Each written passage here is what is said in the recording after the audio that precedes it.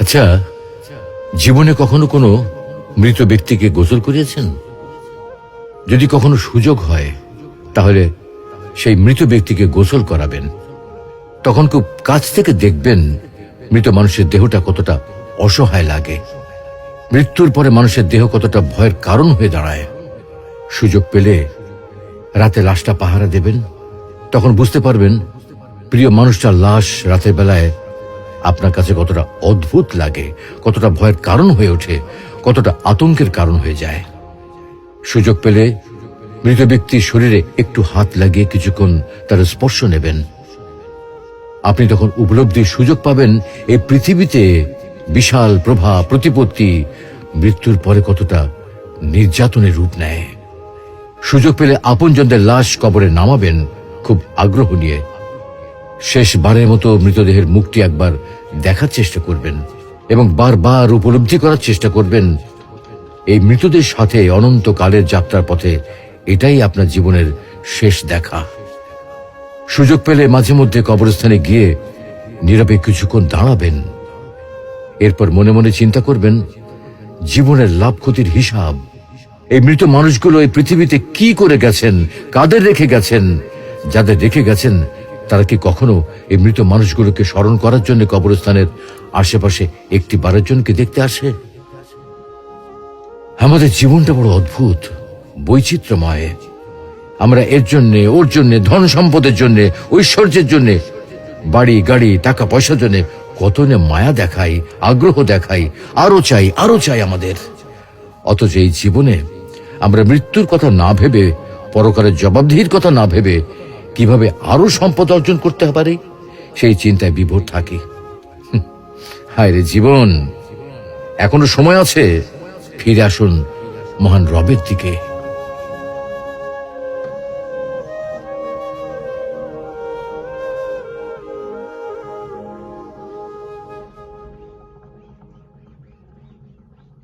মানুষ মারা গেলে কেন তার লাশকে গরম পানির সাথে বড়ই বা কুল পাতা দিয়ে গোসল করানো হয়?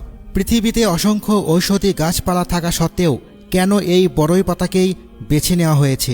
এটি কি শুধুই একটি ধর্মীয় প্রথা, নাকি এর পেছনে লুকিয়ে আছে এমন কোনো রহস্য যা আধুনিক বিজ্ঞানও একসময় কল্পনাও করতে পারেনি? এই প্রশ্নই একসময় নাড়িয়ে দেয় ফ্রান্সের একদল গবেষককে। তারা মুসলমানদের জীবনযাত্রা, ধর্মীয় রীতি ও অনুশীলন নিয়ে বিস্তৃত গবেষণা শুরু করেন। তাদের উদ্দেশ্য ছিল এইসব রীতিনীতির পেছনে কোনো বৈজ্ঞানিক যুক্তি আছে কি না তা খুঁজে বের করা। গবেষণা শুরুতেই তারা পবিত্র কুরআন নিয়ে দীর্ঘ বিশ্লেষণ করেন। শুরু থেকে শেষ পর্যন্ত বহুবার পরীক্ষা করেন, এমনকি কোথাও কোনো অসঙ্গতি বা ভুল আছে কি না তা খুঁজে বের করার চেষ্টাও করেন। কিন্তু তাদের ভাষায় এত গবেষণার পরও তারা কুরআনের মধ্যে কোনো ত্রুটি খুঁজে পাননি। এরপর তারা হাদিসের দিকে মনোযোগ দেন, ভাবলেন হয়তো এখানে কোনো ভুল বা বৈপরীত্য ধরা পড়বে। কিন্তু দীর্ঘ সময় ধরে বিভিন্ন হাদিস বিশ্লেষণ করার পরও তারা কোনো সুস্পষ্ট অসঙ্গতি খুঁজে পেল না।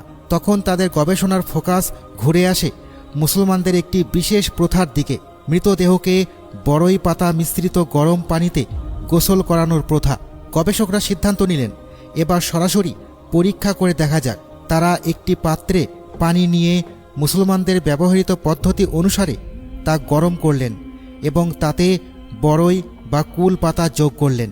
এরপর পানিকে আরও উত্তপ্ত করা হলে দেখা গেল পাতাগুলো ধীরে ধীরে গলে পানির সাথে মিশে যাচ্ছে।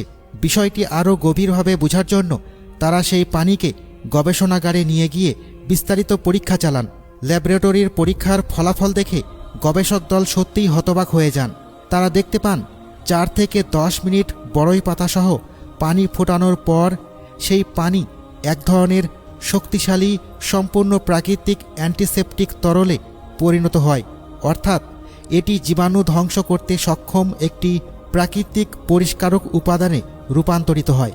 এমনকি বাজারে পাওয়া দামি অ্যান্টিসেপটিক ব্যবহার করেও সবসময় এতটা বিশুদ্ধ ও প্রাকৃতিক জীবাণুনাশক পানি তৈরি করা সম্ভব নয়। এই আবিষ্কার তাদের মনে আরও বড় প্রশ্ন তৈরি করে। 1400 বছর আগে, যখন আধুনিক বিজ্ঞান, ল্যাবরেটরি কিংবা চিকিৎসা প্রযুক্তি কিছুই ছিল না, তখন কিভাবে মুহাম্মদ সাল্লাল্লাহু আলাইহি ওয়াসাল্লাম এমন একটি স্বাস্থ্যসম্মত পদ্ধতির নির্দেশনা দিয়েছিলেন? তারা বিস্ময়ের সাথে ভাবতে থাকেন, সেই যুগে এই জ্ঞান মানুষের পক্ষে জানা কিভাবে সম্ভব ছিল। গবেষণার এক পর্যায়ে তারা কুরআনের সূরা আন নাজমের আয়াতগুলোর দিকে মনোযোগ দেন। সেখানে বলা হয়েছে, রাসূল নিজ ইচ্ছা থেকে কথা বলেন না, তিনি যা বলেন তা আল্লাহর পক্ষ থেকে প্রাপ্ত ওহী। এই উপলব্ধি তাদের মনে নতুন চিন্তার দুয়ার খুলে দেয়। পরে সাংবাদিকরা গবেষকদের জিজ্ঞাসা করেন, ঠিক কী এমন তথ্য তারা পেয়েছেন যা তাদের এত অবাক করেছে? গবেষকরা জানান, বড়ই পাতা মিশ্রিত গরম পানি 4 থেকে 10 মিনিটের মধ্যে এমন এক প্রাকৃতিক অ্যান্টিসেপটিকে পরিণত হয় যা মৃতদেহকে কার্যকরভাবে পরিষ্কার ও জীবাণুমুক্ত করতে সাহায্য করে। কারণ বাস্তবে দেখা যায়, মৃত্যুর মুহূর্তে অনেক মানুষ শরীরের নিয়ন্ত্রণ হারিয়ে ফেলেন, ফলে দেহে অপবিত্রতা থেকে যেতে পারে। শুধুমাত্র সাধারণ পানি দিয়ে পরিষ্কার করলে সব জীবাণু বা অপবিত্রতা দূর নাও হতে পারে, কিন্তু বড়ই পাতা ফোটানোর পানির অ্যান্টিসেপটিক গুণ সেই দেহকে আরও নিরাপদভাবে পরিষ্কার করে।